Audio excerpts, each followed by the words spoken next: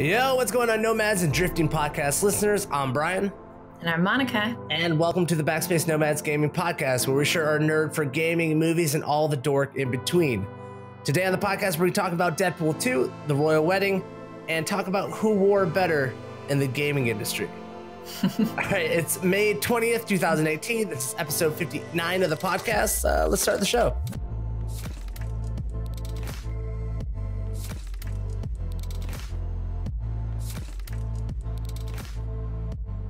Monica, how have you been? I have been good. Yeah? What was your week like, Monica? My week was good. Just a really crazy busy week for me, predominantly work related, but I did get my homework turned in. I finished my homework and I'm ready to turn it in on the cast today. Yeah. I did go out and see Deadpool 2, which I know we're going to be talking about. But I guess before we jump into that, since that's the only highlight of my week in like a nerdy gaming sense, or like, you know, just nerd geek sense in general. How was your week, Brian? Oh, it was so fun. I came down with a little bit of the cold. I took a little bit of the cold. I took a trip to Baltimore last week, and you're either going to catch a cold or a bullet in Baltimore, apparently. And I got a cold because I was just down all week. Like, the seasons are changing. It's here, and it made me sick. So I had a very boring, not eventful, sickly week where I drank tea all the time. So, but did you get your homework done? Yes, I did. Leave it to me, just like the college days. At the last minute, this morning, I saw Deadpool 2. I was like, I have got to go see this movie. Did you feel guilty because I had already seen it? I did. Normally, I feel like I'm a little bit ahead of the curve for podcast prep. I'll see a movie beforehand. I'll play a game beforehand, whatever we're doing. And then it happened today. I'm like, I'm a horrible co-host. I am a horrible co-host now. Yeah, but you're not. You did. You went out and saw it. I did. So let's talk about it. Deadpool 2 came out a couple of days ago. Big fanfare. This was a huge Deadpool 1 was like a huge movie. It kind of like kicked off the rated R like comic book like genre that's starting to happen now with like Logan and stuff. What do you think? Well, I mean, I guess the question is initial question is how did the movie perform as a sequel? Yes. And I will say that I saw the original Deadpool in theaters, and I was a little underwhelmed with the original.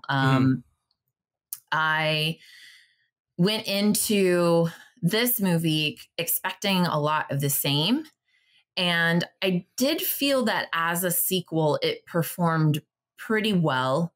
In the sense that it progressed with character development for Deadpool. Yeah.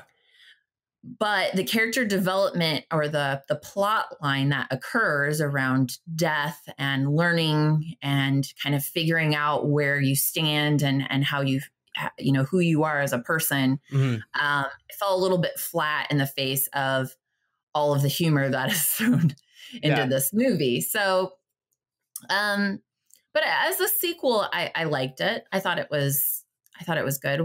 How did you feel about it? So I saw the first one too, and I absolutely loved the first one. I thought it was like super fresh take on the comic book genre in terms of like cinematic universes. Going into it, like they're doing like the hyper violence, being really funny, breaking the fourth wall. So when it came to this, like it was like a sequel to Deadpool, in the sense that like all the things that worked in the first one, they just kept it going, and I enjoyed it. I did like where the characters went. So as a sequel, I think it was like pretty successful. I don't think they did anything like crazy out of the ordinary in terms of bringing new things into the Deadpool, I guess formula maybe. Like here's the characters, here's like the jokes, here's the punchline, set it up, and now here's a bullet hole that Deadpool is going to stick his finger in and like wiggle it around a little bit. Like it hit all the notes. The big thing they did add was Cable. Cable is this huge new character that they're introducing to the Deadpool universe, and I'm not exactly sure how Fox likes to tie Deadpool into the actual X-Men series that they have going along. Mm-hmm. But Deadpool is here. What do you think? How do you feel about Deadpool coming into the series? You mean Cable? I mean Cable. I'm sorry. I don't know if you knew this or not. I was a little bit sickly this week.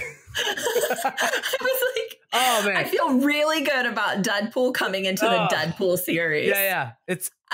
Look, this whole cast is like Deadpool. We're breaking the fourth wall. I just feel like if Deadpool left the series of Deadpool, it would really not go as well.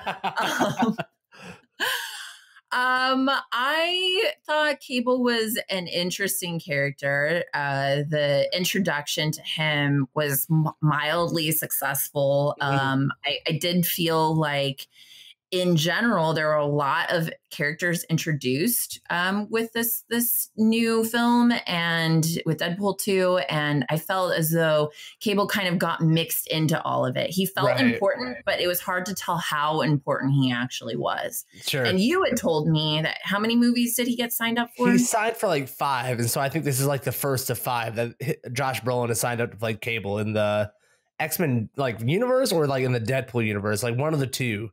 Okay. So he's established now within the universe.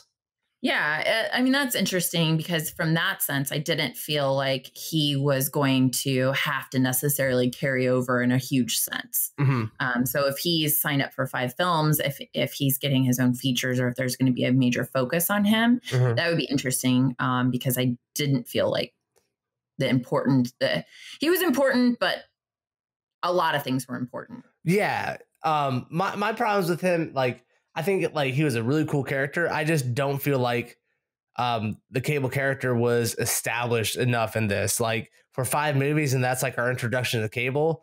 Like maybe they want to save that for the next movie, whatever they want to do. But as like right now, I'm just kind of like, well, you don't really go into anything about Cable besides the fact that like his like wife and daughter died in the future. That's why he came back to this moment to stop the person from dying. Yeah. But Cable has like a huge history within the X-Men. You know, he's the son of Cyclops. The reason he has like a metal arm is because there's this organic virus taking over, or this techno-organic virus taking over his body. And they kind of touch on it where he's like looking at his body. But like other than that, they don't talk about it at all. No, they don't. Yeah, they definitely didn't. They did hint at some almost like foreshadowing, but then they never provided that in this film, and so it did come off as a little awkward. And like there's like not much room for him because of Colossus. Like Cable's like the stern, serious guy, and then you have Colossus. It's like, oh, that's the joke's already taken. Sorry, dude. Yeah. As far as like the movie as a whole goes, I felt like that there were some points that were lower than that made it difficult for me to enjoy the movie. I will say though that a lot of my opinions here probably aren't shared across the majority of humanity. I think that the humor in Deadpool, the first Deadpool, and the humor in this one are what a huge selling point for a lot of people.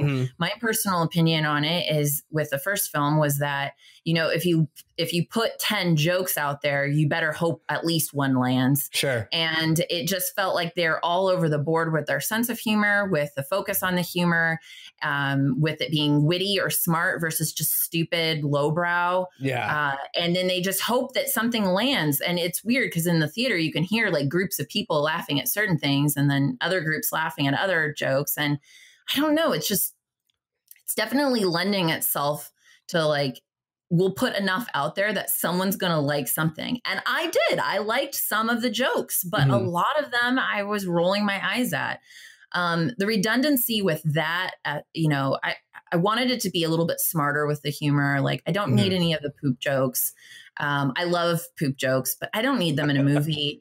And then another thing is just they kind of did a rotation of jokes. I mean, I don't know if you remember, but I'm sure you do. I think it's one of the highlights of the first film is the fact that, you know, Deadpool's girlfriend pegs him, which is, you know, using a strap on him. And then they bring it back in this movie. It's another joke in the movie. And it's like, okay, come on. You made your statement in the first one and you really have to talk about it again. Yeah. And funny. But the only thing I liked about that is that when they said it, there were audible groans from the audience that I was with. And I didn't know if those were groans from pleasure or from disgust. That could have been both. That's one and the same for some people. Yeah. So I think that was a thing for me is this is supposed to be a humorous movie. And I just feel like so much is thrown my way that I don't feel better for it. Right. I kind of agree with you on that. A lot of that stuff, like the humor is all over the place. I think one of the biggest lowlights for me, and I don't know if you know this about me or not, my favorite mutant in all of X-Men is actually Colossus. I did not know this about you. He's my favorite mutant. I don't know why. I attached to him at a very young age. I like got full on with the character, the arcade game. Like that was my character. Like get off Colossus. He's my, like, I want to play as Colossus. I love the dude. And so I get really like upset, and I don't mean to like, you know, nerd out too much about like, this is not how it's supposed to be because I'm a nerd, but like Colossus is not some like dude who's just kind of like weak and gets thrown around by Juggernaut and like having his hand bent back. Like Colossus is a beast. He is a beast. He actually becomes Juggernaut later in the comic series, like for a little bit, like, and he's stronger than the actual Juggernaut when he does that. Like he is a animal, and they just like don't treat him with that respect.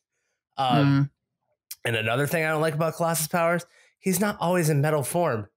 There's a human underneath there, and he can like turn his metal things on. Like that's what's cool about him. He has that like heroic moment where like the metal starts dropping down on him and he's ready to go. And so they just kind of take that away. And I was a little bit character fatigued in this one with them adding so many new characters to the mix. And I think what really did this like just sunk it for me is that the main kid we're supposed to care about this one is Flame Fist. A child that Deadpool is trying to save for the whole movie. And I don't know why they brought in a brand new character for this. What I wish they would have done is utilize Negasonic Teenage Warhead, who's like one of my favorite characters from the first one. She's hilarious. There's already a connection between those two characters. I don't know why they didn't just use her as in replacing Flame Fist. Like that's designed from the first one, just like in terms of writing. I'm like, why wouldn't you just bring her on? Like everyone loves her already. And then she's, you know, has a tie-in with Cable from the future. She's killing all these people in the future, but you love her in the past. I don't know. I feel like she was overused, and I feel like everyone being added into this so fast and so many characters thrown at you, I think just overwhelmingly just kind of had a meh feel to it. It's just too much all at once. I walked away from it just like meh. And I don't know if that's because it's like on the tail end of the Avengers coming out, and maybe I'm a little superheroed out right now. Right. But this is just kind of a meh. It was a massive low light for me in terms of like after I left the movie. I wasn't like pumped up like Deadpool 2. That was so great. I can't wait to go see the third one. Yeah, it's interesting. The first film I actually just didn't like. I walked out of the theater and I felt offended because I thought that too much of the humor was stupid. And are you becoming old lady Monica? I know I am. It's fine. I'm a curmudgeon. But this film, I walked out and I didn't know how I felt. I didn't think I liked it, but I didn't think I hated it. I guess that's not a bad place to be. You know, it's not a great place to be, but it's not a bad place to be. Yeah. And I guess the thing about this film, as in comparison to the first, was that the first I felt like it took a while for me to get invested. This one I kind of I had my expectations set, and I did find a certain elements of the film humorous enough to like make me a little giggly, Sure. Yeah. One of those was the introduction or the creation of the X-Force team. Yeah. Which, most of those characters, don't necessarily make it through the entire film.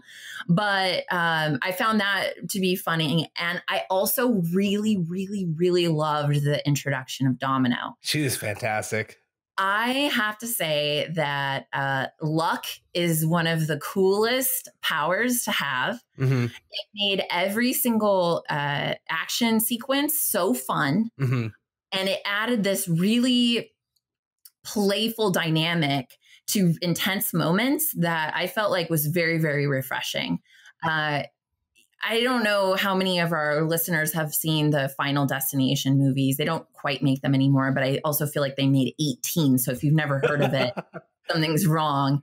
But it felt like the anti-Final Destination, where instead of everything going wrong, everything was going right. And I really liked it. I really enjoyed those elements. I think that she brought a really cool power to this group of people that was introduced. And I would say that she was a definite highlight for me. Absolutely. And there are a lot of characters like in the X-Men universe that you're like, I don't know how well this is going to translate onto the screen. And like luck being a power is kind of like, I don't know. How do you make that work? Oh, they did it like brilliantly. Like every scene with her, the way she survived a lot of the situations, just like you said, made it very lighthearted, a lot of fun. What I loved about this character or this movie is that they made it a super personal movie for Deadpool. You know, even though they were like blowing up this bigger thing about the X-Force and stuff, it was still a Deadpool has a heart type of movie. And like, he's softened up. He cares about people. He's actually becoming less of a, I don't care about anything assassin to like actually caring about the people around him. And I don't know, it made me feel good. I was like, oh, him and Colossus are buds. I don't know. Maybe that's just I'm weak for Colossus, but I loved it. I also love how, you know, Deadpool always breaks the fourth wall, but the fact that they're breaking the fourth wall for the Marvel universe too, like that cinematic universe, like calling Josh Brolin's Cable like Thanos and stuff, like it's just hilarious. Like it's so self-aware. Yeah, they were clever with a lot of that humor too as well. I agree. Then like the funny little cameos of people. Like the real X-Men universe or whatever, they had hiding behind a door. You know, Brad Pitt showing up as like the Invisible Man for a split second. And then did you see Matt Damon in it? I didn't. He was one of like the rednecks. When Cable first shows up, he's one of the rednecks, and the other guys. So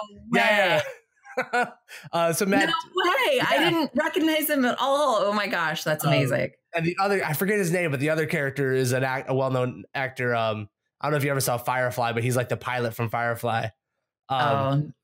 So Matt Damon continuing his cameo career within comic book movies, like just hilarious. But like with Cable's introduction, I absolutely loved Cable in this movie. As weak as I think they made his story, just the way Josh Brolin like portrayed him, like in my childhood, he did an excellent job. Childhood Brian was like, that's Cable. That's like Cable from my childhood. Like he's just a bad motherfucker. Like he just walking around not caring. He's got this like great shield, his weapon. He can turn it up to like 11 or whatever it is. Like I loved it. I loved Cable. And if he's like a mainstay in the series, he's not just like, I mean, he is. He's got 5 movies. Like I can't wait to see what they do with him if they pull him into like the actual X-Men movies that they're making and stuff. Like he is so good at what he does. Josh Brolin's just amazing. Yeah. So I think in general, my I guess closing statements on Deadpool 2, which I feel like I've already kind of, I'll just reiterate the things I had already mentioned is that there were endearing moments. I mean, I think probably because I knew what I was getting myself into, I found that, you know, when I wanted to pick apart this movie because I was frustrated at certain elements of it, I also found, well, you know, I could kind of play the devil's advocate within my own head. And so I would go see the third. Go see the third. And I actually was not excited to see this film after the first. So I think that says something good about the direction that it's going, but it's not something that I'm completely sold on. Sure. Yeah, my final thoughts on it is like, I don't think it's better than the first one. It's definitely not my favorite superhero movie. That definitely have a lot more exciting superhero movies that I care about characters more in, but I would suggest you, like myself, go and see this in the morning time, get yourself a nice little matinee on. Maybe that Sunday morning will come for you. So that's Deadpool 2. And speaking of things that you watch in the morning, Monica, how about that royal wedding? How exciting. Speaking of things you watch in the morning, oh my God, that transition was beautiful. I loved it. Thank you. I typically do not watch royal weddings in the morning, and I kept the same tradition. I did not watch the royal wedding, but I knew that it happened. I saw the highlights, and congratulations to Prince Harry and Meghan Markle. I did though see that in as with everything, Mhm. someone always has to ruin a nice moment. Yes.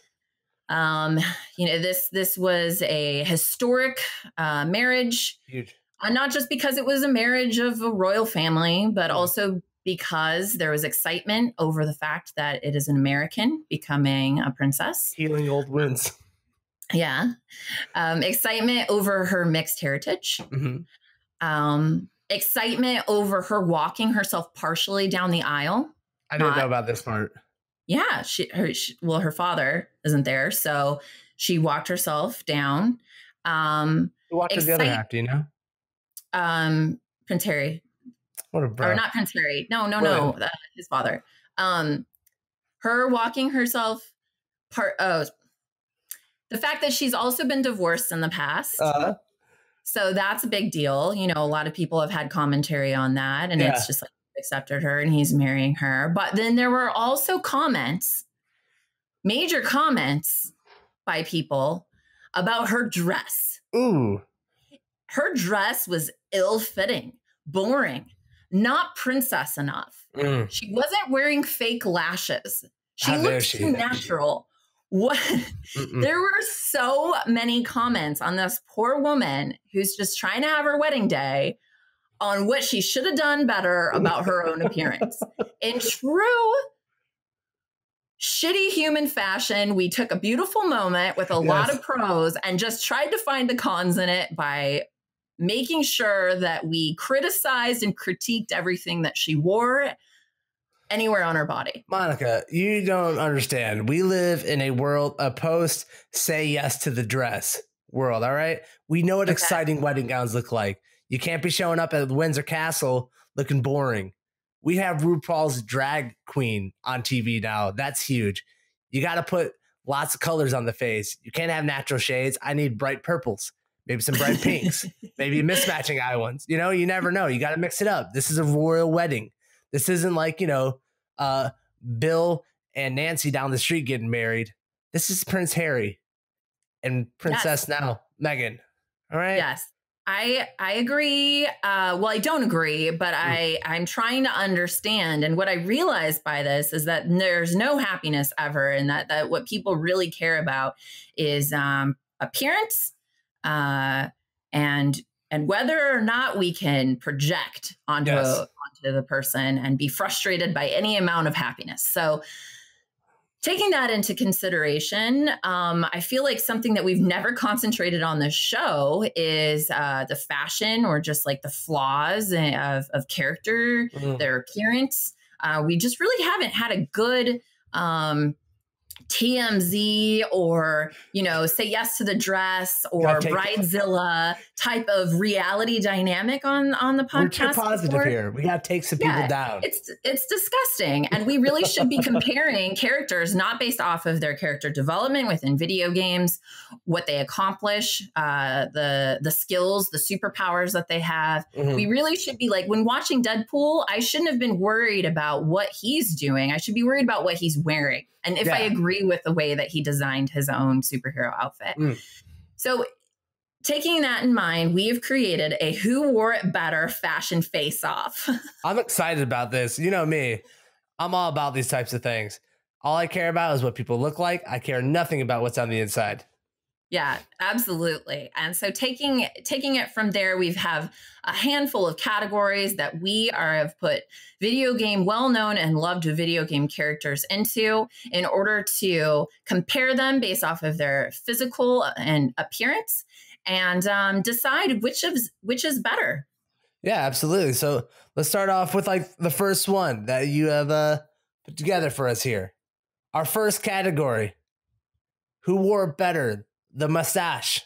Is it Wario from the Mario franchise or Dr. Robotnik from Sonic the Hedgehog? So I'm looking at Wario here, and as you know, Wario has this kind of zigzag-esque mustache. It goes past his cheekbones. Oh yeah. It's a powerful move, definitely passes cheekbones, and it must use a lot of wax in order to Tons. get it there.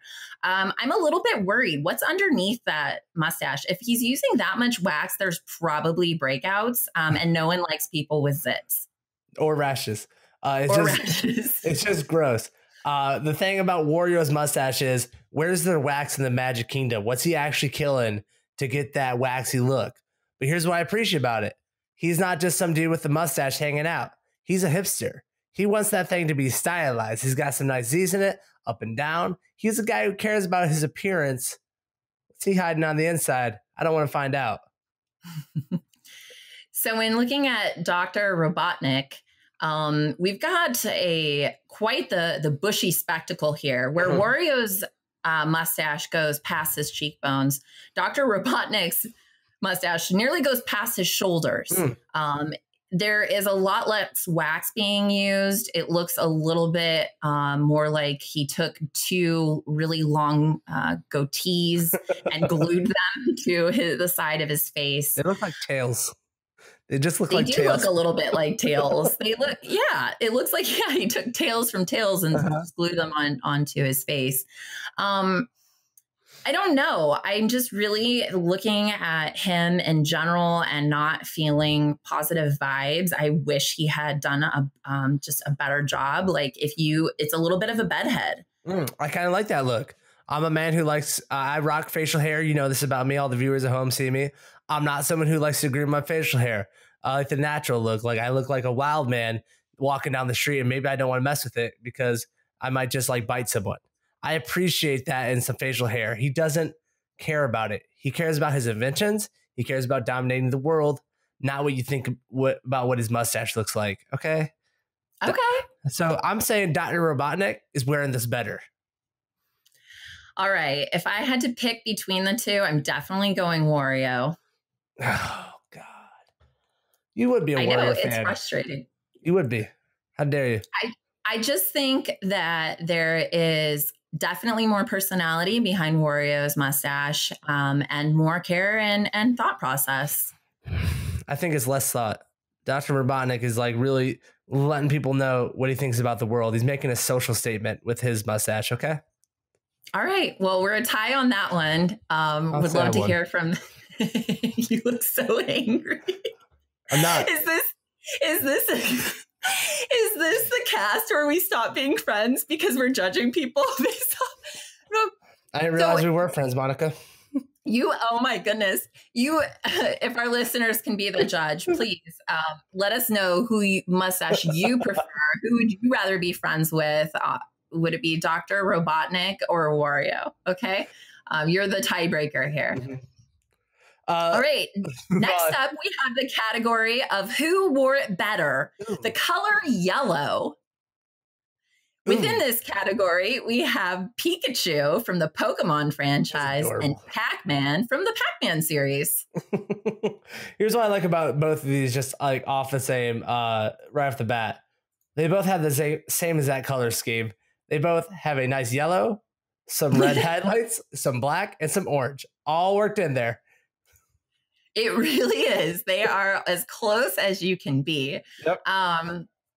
So I will say this. I think that the highlight of Pikachu's ensemble here is his rosy cheeks. He decides that the red is going to be used on those rosy cheeks. But I'm really, really, really disappointed at the orange usage here. I feel like the orange could be used much more extravagantly. I don't like the fact that it's pretty much predominantly used only on the tail and other shadow areas. You know, like, don't hide your orange, buddy. What are you ashamed of? You look pathetic. Here's what I love about Pikachu's yellow is that the color yellow embodies what he does. He's a lightning strike. It's yellow. That tail is a lightning strike of yellow brightness coming down on you. He's really like trying to throw that out there for you. But Pac-Man, he keeps it simple. He's understatedly yellow. He's a beautiful button out there. He's like a cheese puff ball of just yellow goodness. Pac-Man is like just looking fantastic. He's got these little red boots on. He's got these orange gloves that kind of look like boxing gloves. You can't really like He's not going to be able to tie his shoes. Absolutely. That's why he's got those nice red boots on. Okay.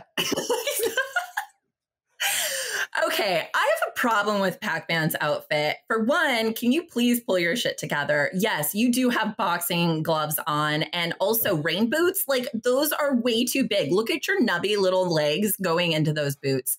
When you're looking at Pac-Man here, he has this gigantic grin on his face, and it looks like it's because he's got to be drunk or 5 years old and his mom let him dress himself today. I'm just very frustrated by Pac-Man's ensemble as a whole. Pac-Man's look on his face is like everybody who's when they're streaking. He's got that same look, like, got one going on here. Everyone pay attention. I got no pants on. I'm running across this field eating ghosts. Oh my gosh. So who are you picking here?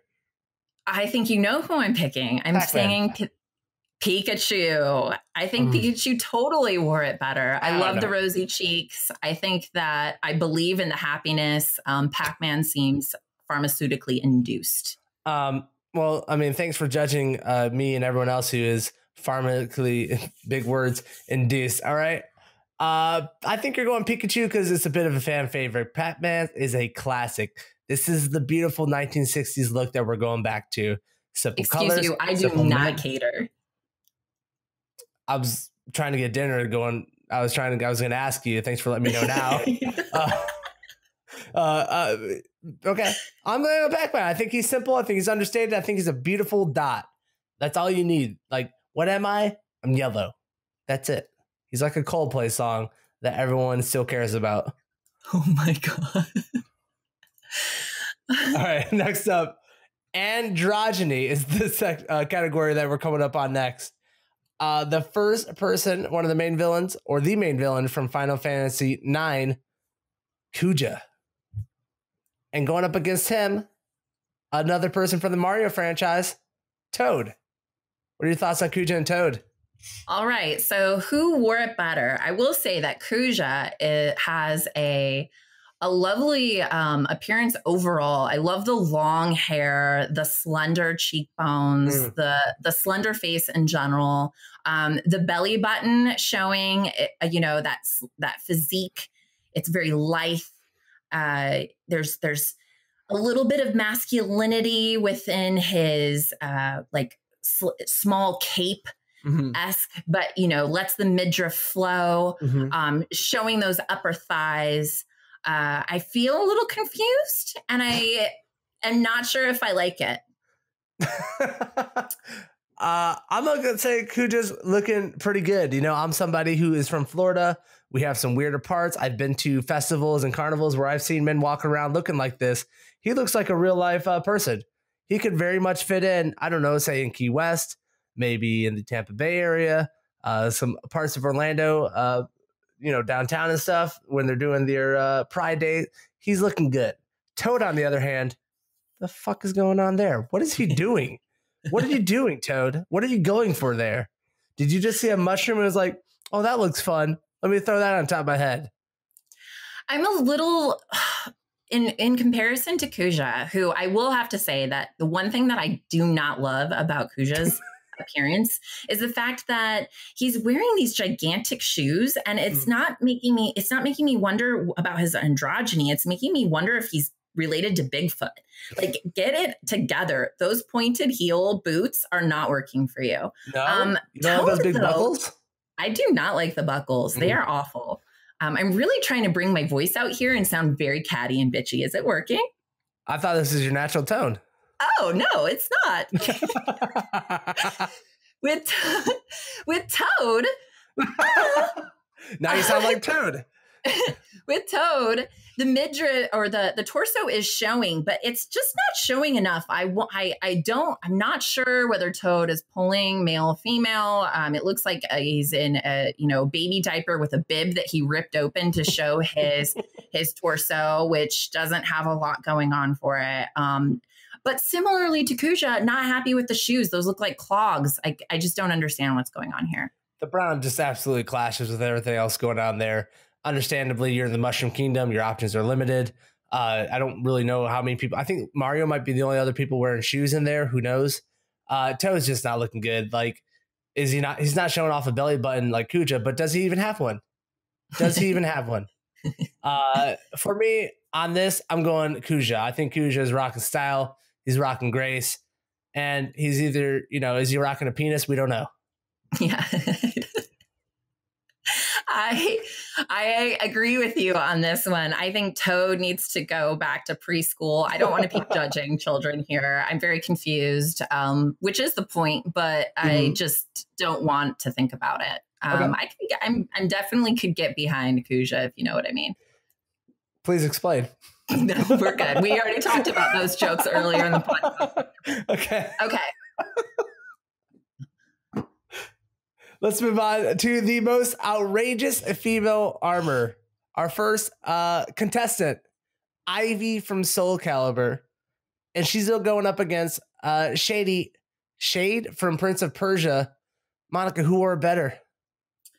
So Soul Calibur is well known for having some outrageous female armor. For as much battling as they do, it is shocking how little of their body needs to be protected and clothed. But what I will say is that I really am digging the fact that she almost has full armor on her shoulders, but nothing around her breasts, midsection torso, as well as buttocks and upper thighs. There is no armor there. And I really am thinking that as far as outrageous female armor goes, this is a strong move. She is rocking some outrageous female armor. What I think would have been a little bit better, though, is while she has this armor to protect her basically shins and shoulders, I think it would have been a little bit better if there was some armor, just like maybe nipple tassels that were really hard to protect those, take it to the next level. We need to know exactly what's important here. And there's such a highlight on her breasts that we should have some nipple tassels there. I agree with you. There's a lack of nipple tassel in this outfit that she's wearing. And I'm overly impressed. Is she ready to go into battle wearing that? I don't know how she's going to walk down the street. How's she even keeping that thing together? That's an impressive outfit going on. What do you think about Shade's get up here? Well, Shade has a very similar get up, but I think that she just does it better. Similarly, she has armor on her shoulders, one of the most important parts of a female anatomy. But she does have slight coverage over her breasts. It looks like a metal sheer metal, lots of holes in the metal. But if you just clink it from the side with a gigantic sword, you may not injure too much. Full torso, definitely wearing like the chastity panties. This is a metal panty where Ivy is wearing fabric. And similarly, you've got the upper thighs, like legs are somewhat protected. I don't know. I think if I had to give Shade some feedback here, it would be really just I'm not digging her makeup.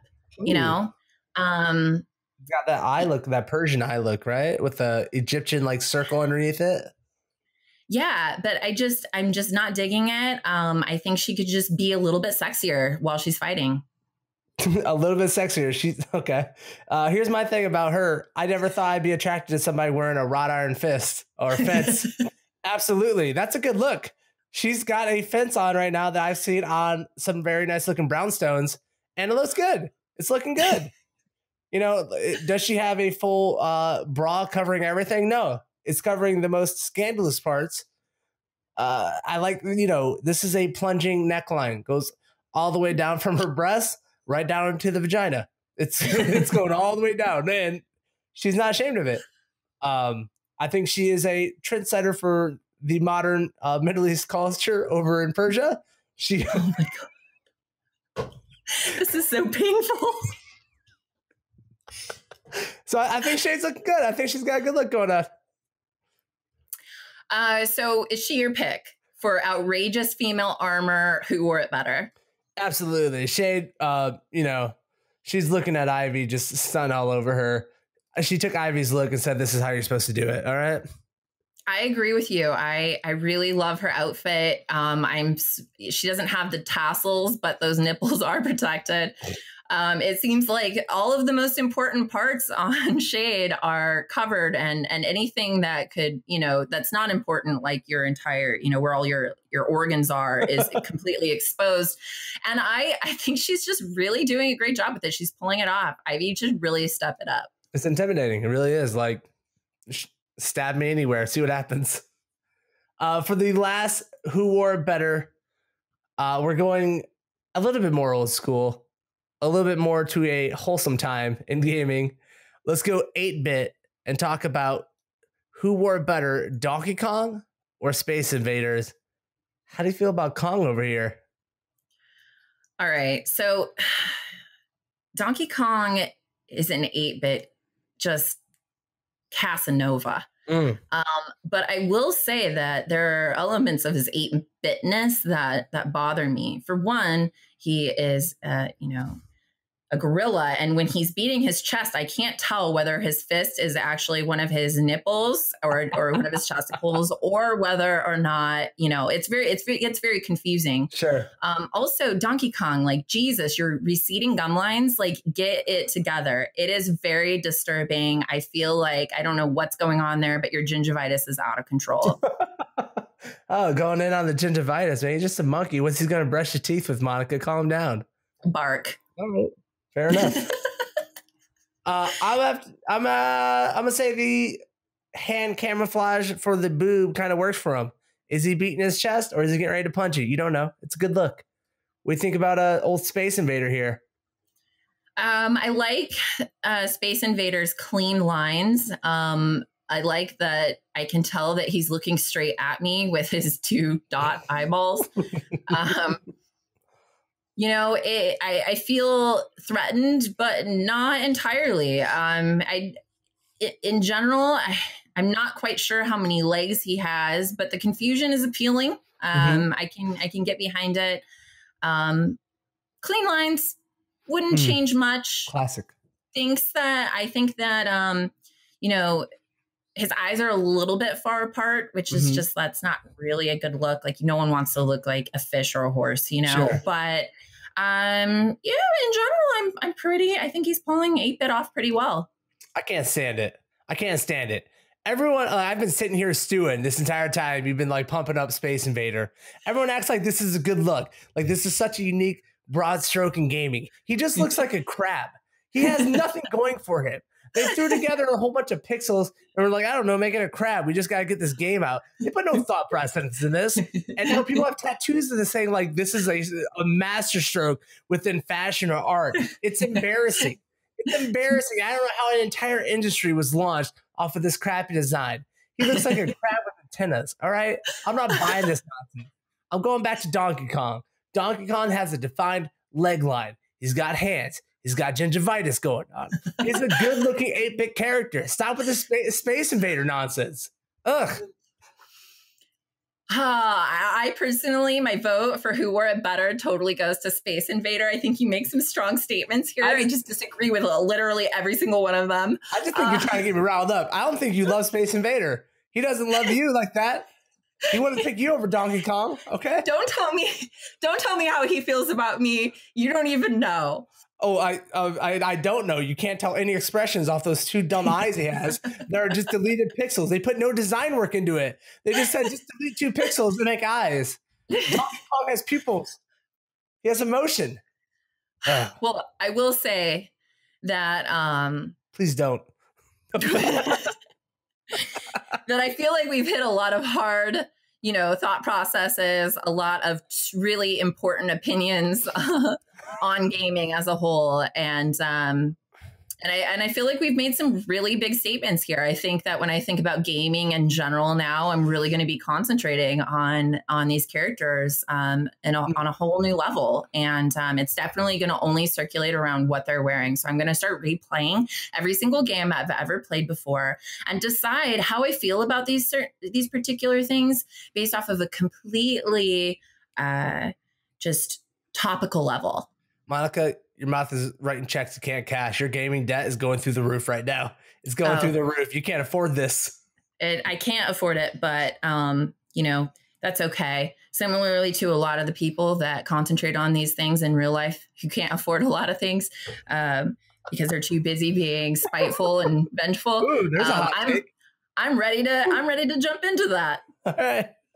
You could probably be the leader pretty easily.